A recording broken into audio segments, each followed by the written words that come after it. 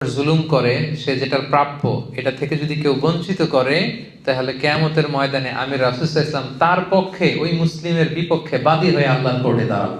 আপনি নামাজ পড়তে পড়তে কপালে দাগ ফেলাই দিয়েছেন, দাড়ি রাখতে রাখতে এত লম্বা জুব্বা, এরপরে হিন্দুদের বাড়ি দখল করতেছেন আর বলতেছেন আপনি বড় হাজী সাহেব। আল্লাহ রাসূল সাল্লাল্লাহু আলাইহি ওয়াসাল্লাম বলতেন কিয়ামতের দিন আল্লাহ রাসূল ওই হিন্দুর পক্ষে থাকবে, আপনার বিপক্ষে। কথাটার ওজন খেয়াল করেন। আল্লাহ রাসূল সাল্লাল্লাহু আলাইহি ওয়াসাল্লাম বলেছেন তুমি মুসলিম হও, তুমি হাজী হও, তুমি যেটা হও, তোমার বিপক্ষে থাকবে আমার অবস্থান কিয়ামতের দিন। আচ্ছা, সোজা সাপটা একটা আনসার দেন। রাসূল সাল্লাল্লাহু আলাইহি ওয়াসাল্লাম যদি কারো বিপক্ষে বাদী হয়ে দাঁড়ায়, যার শাফাআত ছাড়া আমরা জান্নাতে ঢোকা কল্পনাই করতে পারি না, তিনি আমার বিপক্ষে আল্লাহর সুপ্রিম কোর্টের ট্রাইব্যুনালে আমার বিপক্ষে, জান্নাতে যাওয়ার কোনো সুযোগ কি আমার সেদিন থাকবে? জন্য খবরদার।